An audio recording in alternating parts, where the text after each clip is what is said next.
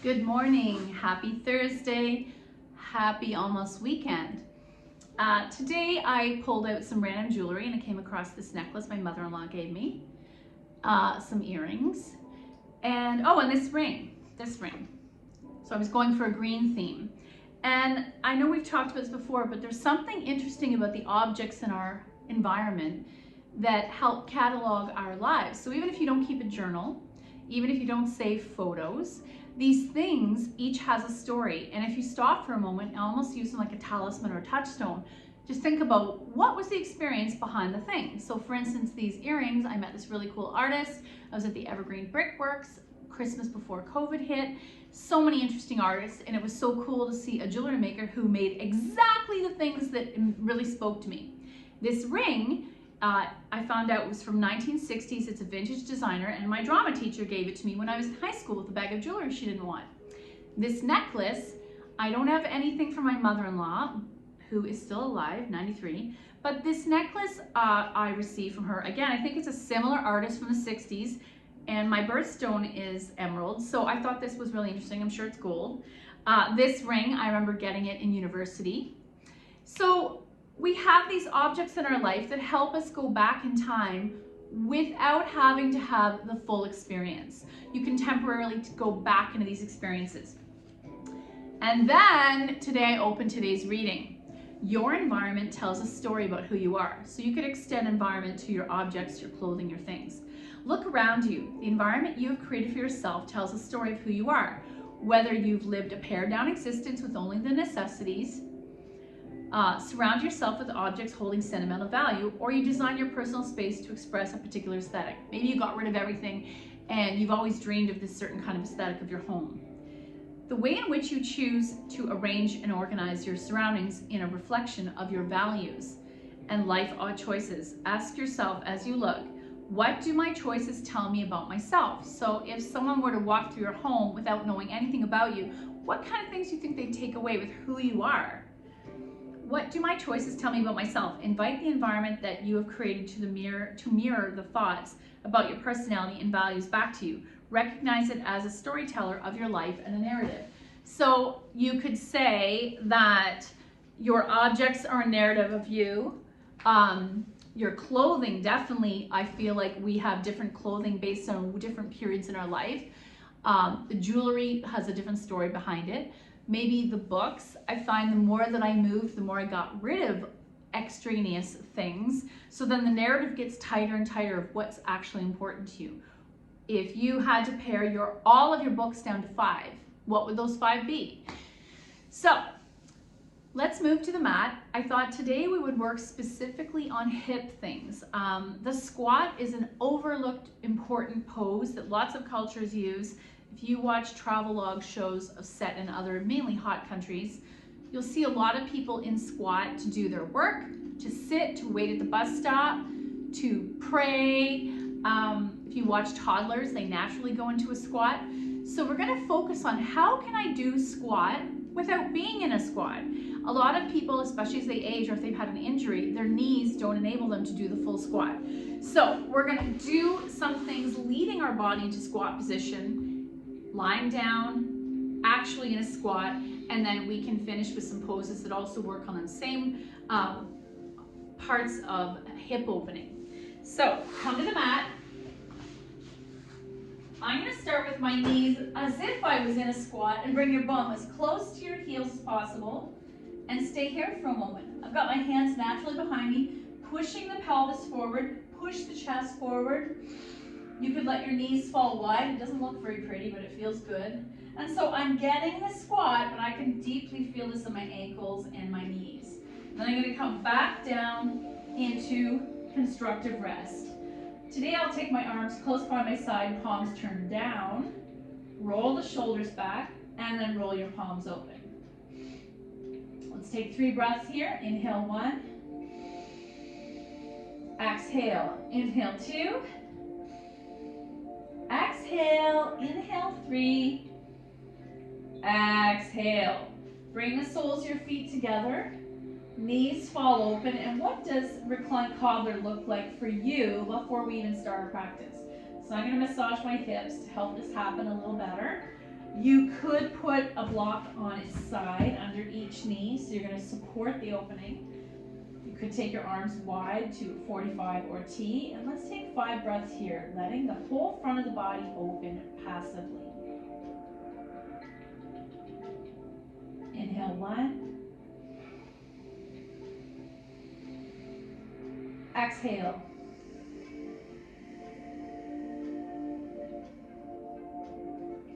Inhale 2. Exhale.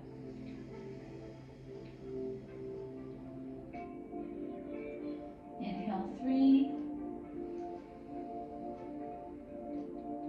Exhale.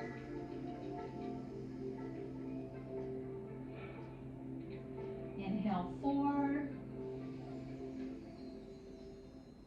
Exhale. Now for my final breath, I'm going to take the blocks to their lowest level because maybe my hips have let go. I'm going to come to cactus. Inhale 5. Exhale. Close your legs. Get rid of the blocks if you were using them, or books.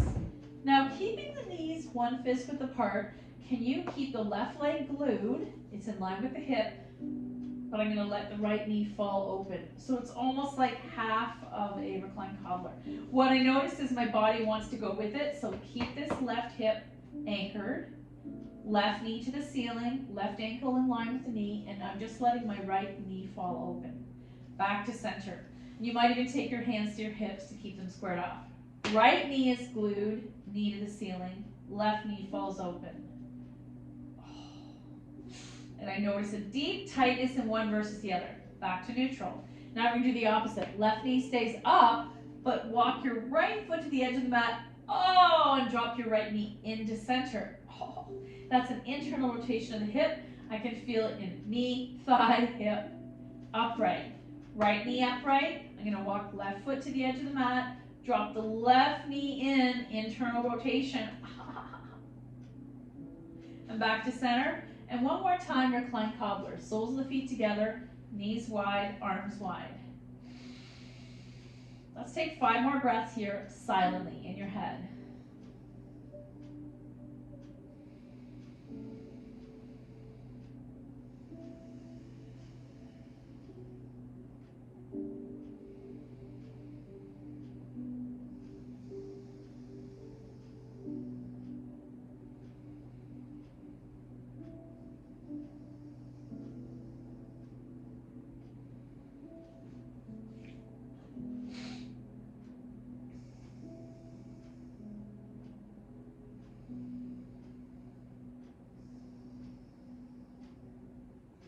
And close your legs, thighs to chest, little boat.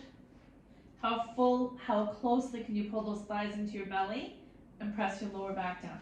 If you have sore knees, you're going to take the hands behind the thighs and pull it in and press the lower back down. Guess what? We're still setting up for that squat. I can take the knees wide, pull the knees, lower back presses down, pull those thighs in towards my side body. My feet naturally want to flex as if I was standing in squat. Now, hands to inner knees, gently push the knees a little wider and maybe rock side to side, stretching the inner thighs and groin.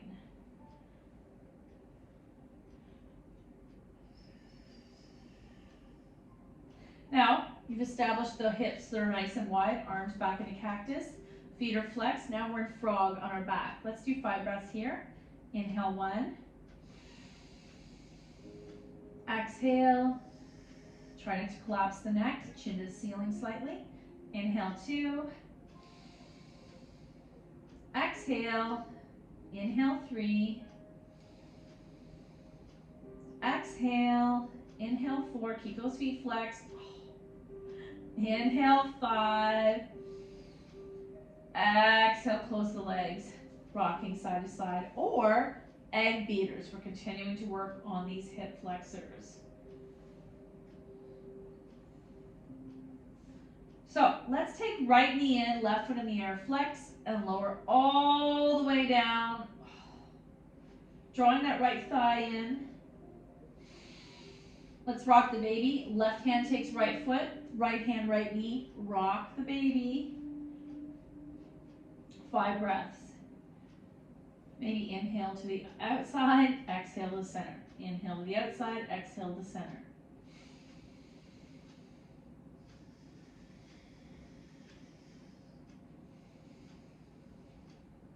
Option now to bind your hands around that flex foot and come into recline pigeon. Gently pull that right foot flex towards your left side rib. Watch the knee. I want to be very careful with the knee, but you're noticing the stretch that's happening. We call it the piriformis, the glute, the hip flexor.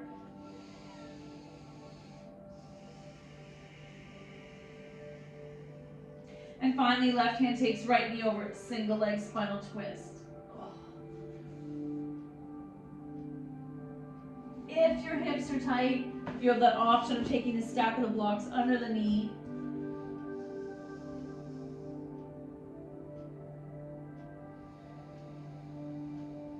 And back to center.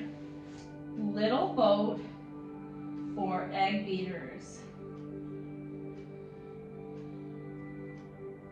Right leg in the air, left leg in tight, flex and slowly lower.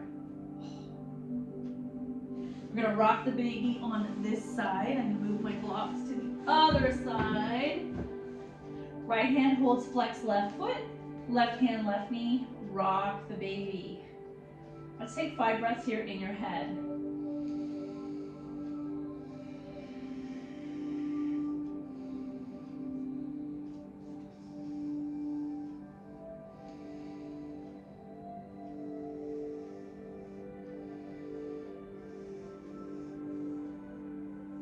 And finally, coming to stillness, option to bind your hands interlaced around the flex left foot or hold the ankle. Recline pigeon. Imagine that left foot coming towards your right rib cage. Watch the knee.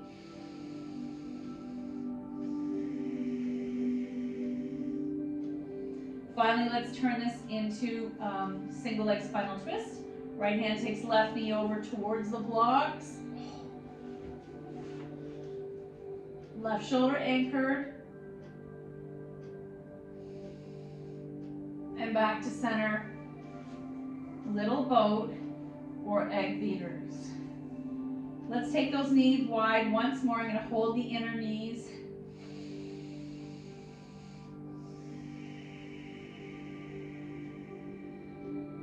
Hands going to walk down the shins, coming to that squat on our back again. And then coming to the setup for happy baby. So I want to take my hands to the hamstring, maybe massage them. Knees bent, feet are stacked over the knees. And then finally coming to full happy baby, I'm either holding the shins or grabbing the blades. Choosing stillness or rocking side to side.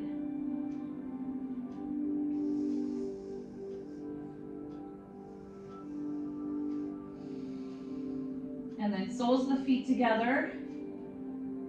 Pause.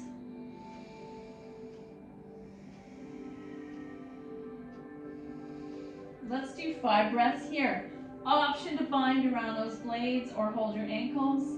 Elbows bend as you gently pull the feet towards you. Knees press away. 5 breaths.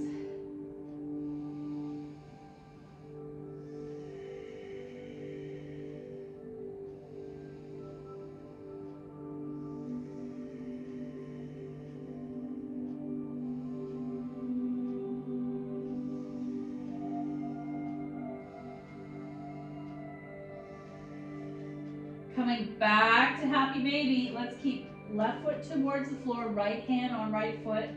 And now, actually opposite so you can see right away.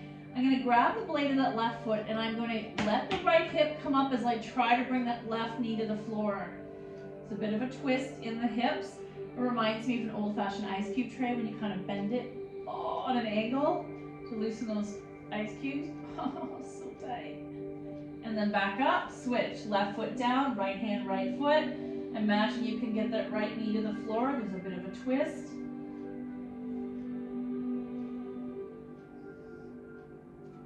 Back to happy baby. Back to soles of the feet together. Once more, binding and pulling those feet towards you. And then finally releasing them to the floor, recline goddess, recline cobbler. So massage those hip flexors and then come into cactus arms. Is it easier than when we began?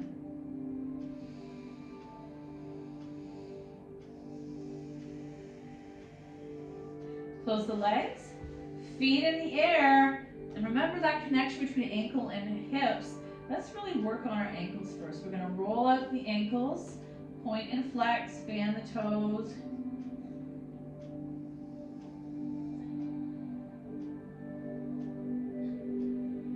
Legs fall wide. I'm keeping my arms in cactus. It's totally up to you. You might hold the inner knee flesh. You might grab the toes. You might let your arms fall into a T. Let's take 5 breaths here.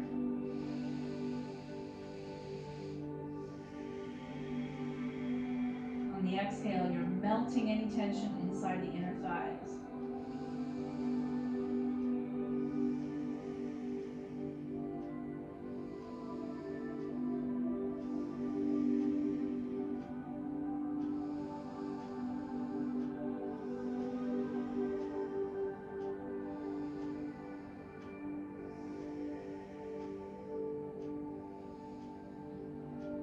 Oh, and then close the legs. I'm going to hold right leg in the air. Left leg's going to come all the way down, bend or straight. Strap to the ball of the right foot.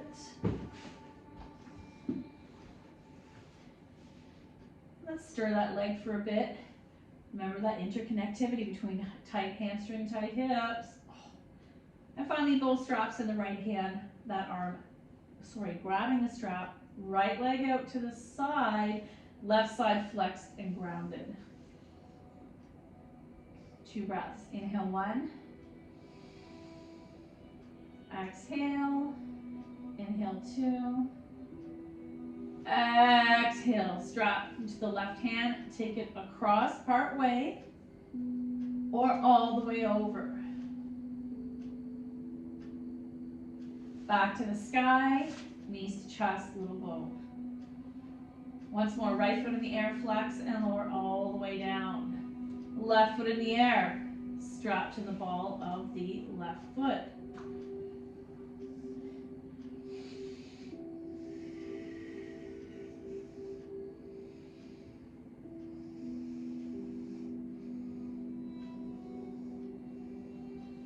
Both straps in the left hand out to the side.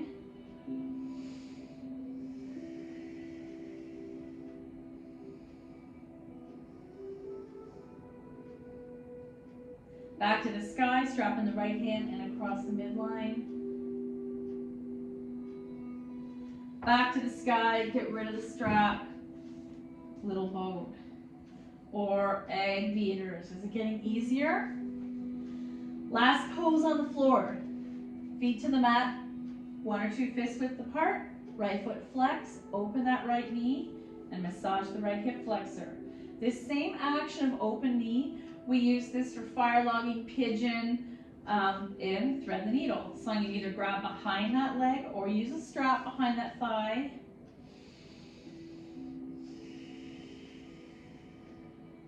Two more breaths. Right knee presses away as you're pulling left thigh towards you.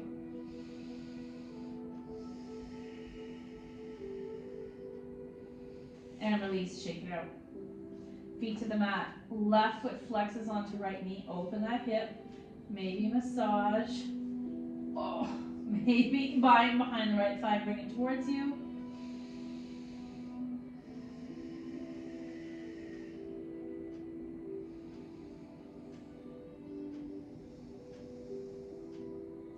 And shake it out. Oh. Roll onto your side. Let's pause for 2 breaths.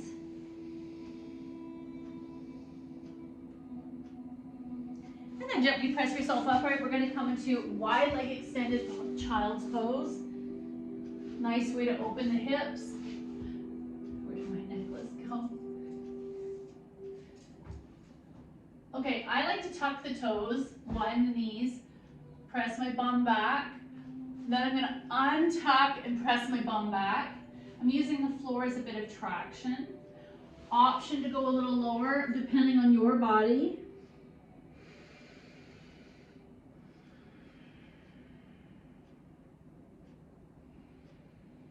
and then come right up. So regarding the squat, a nice squat I use if I'm not comfortable doing the regular squat, I'm going to come into wide leg forward fold.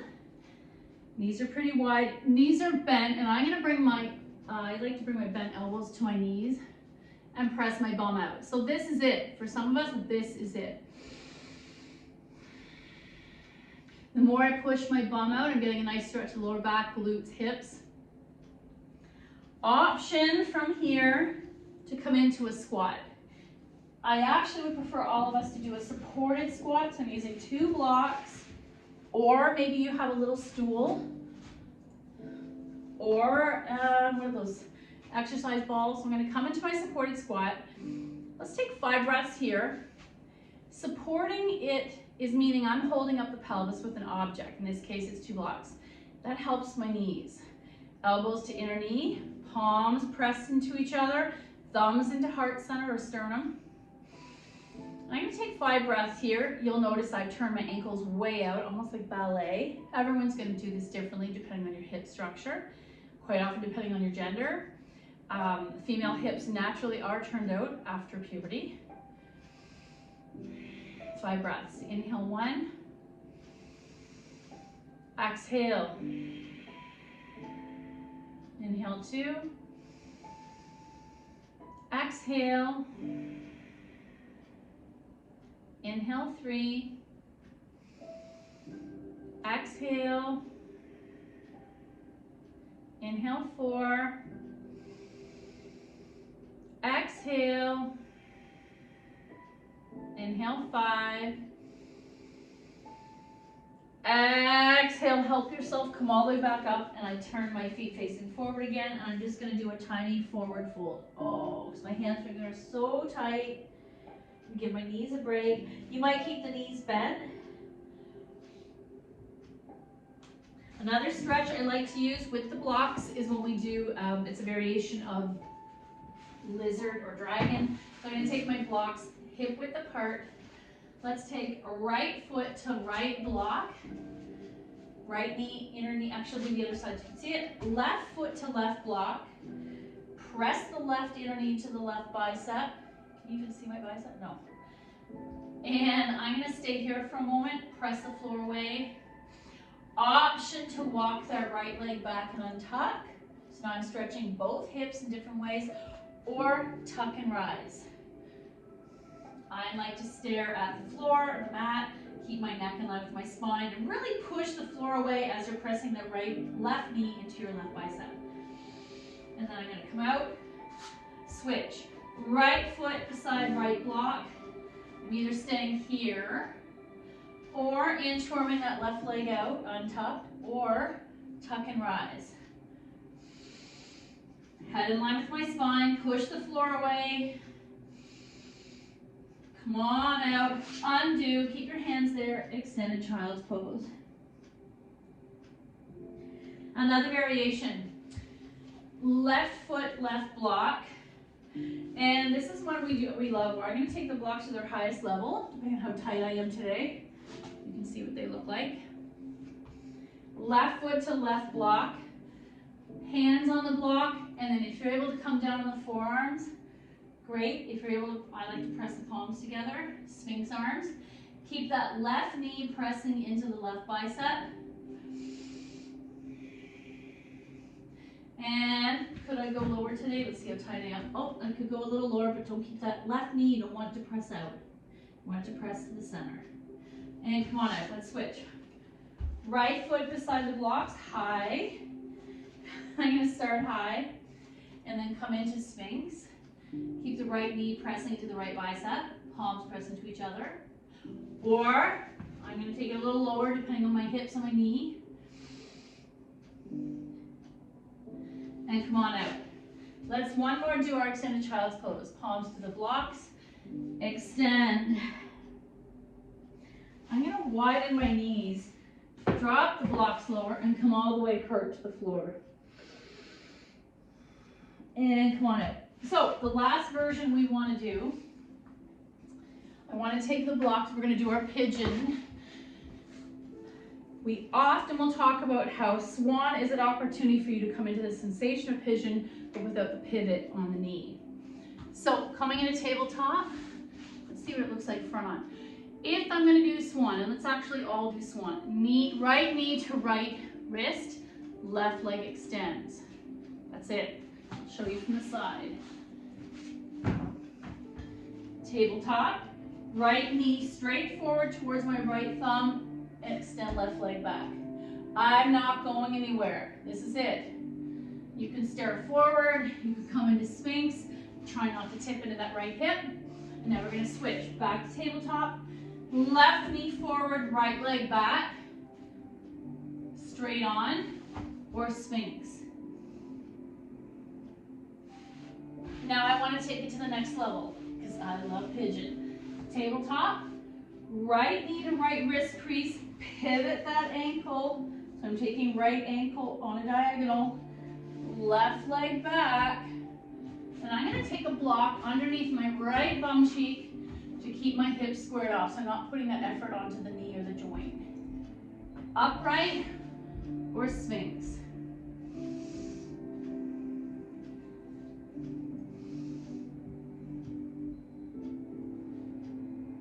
And then come on out, let's do the other side.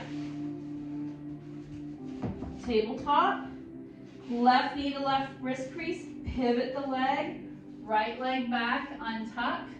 I'm going to take a block under there. I'm either upright or Sphinx or stack fists.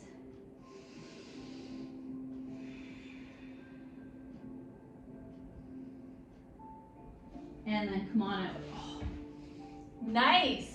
If you love the pigeon, which a lot of people do, you're doing it mindfully, you're listening to your body, you don't want to hurt anything. So we're going to come back to seated. Let's attempt our fire logging. Now that we've done all this work, I'm going to take my legs extended, right leg's going to bend and flex, pressing that knee in line with the hip so it's not sticking out, bringing it back into alignment, almost like I'm standing. Left leg on top, flex. Oh my, we have not done this enough. Look at this gap. Usually I'm super loving this pose. All my seated office work is taking its toll on my body. Flex, flex, sit up nice and straight. Let's take 3 breaths here. You can intensify it, but is that good for your body? You listen to your own body. So I gently might press the left knee down. I might press into my feet. 3 breaths. Inhale 1. Exhale. Option to start to forward fold, which is going to intensify what's happening in the hips. Inhale 2. Exhale and inhale 3. Exhale, lean back and shake it out. Showgirl legs. Left leg down. Tap that leg into alignment. Flex the left foot. Right leg on top. This is even worse. What's happened to my body? And I'm going to sit up nice and straight, or press into these feet, or hinge at the waist. 3 breaths. Inhale 1. Exhale. Inhale 2. Exhale. Inhale 3. Exhale, release, shake it out. Nice work. Okay, today's reading, I thought, Life Loves You, simple and sweet. Close my eyes. Oh, this is nice. It is safe to ask for help. I'm going to generalize. I feel like women don't delegate or ask for help enough, and then we're stressed out. Beautiful image. Who doesn't love the ocean? When you fear you can't do it all by yourself, maybe it's a sign that you don't have to. When you stop trying to do it all by yourself, help appears. I've been thinking a lot lately why I feel so alone sometimes in the homework that I do of my home. And it's because it's not natural for women to do this like islands all by ourselves. Our ancestors would have done everything as a village. The sisters would have worked together, the aunts would have worked together. Everyone, because someone might be specialized in cooking and someone specialized in cleaning and someone specialized in sewing, whatever. Nowadays, we're all duplicating the work. How many beautiful kitchens are in your own community alone? Imagine if we did it more collaboratively like other cultures. So hopefully my son marries someone who thinks that way. Thank you so much for your effort. The good in me sees the good in you. Namaste.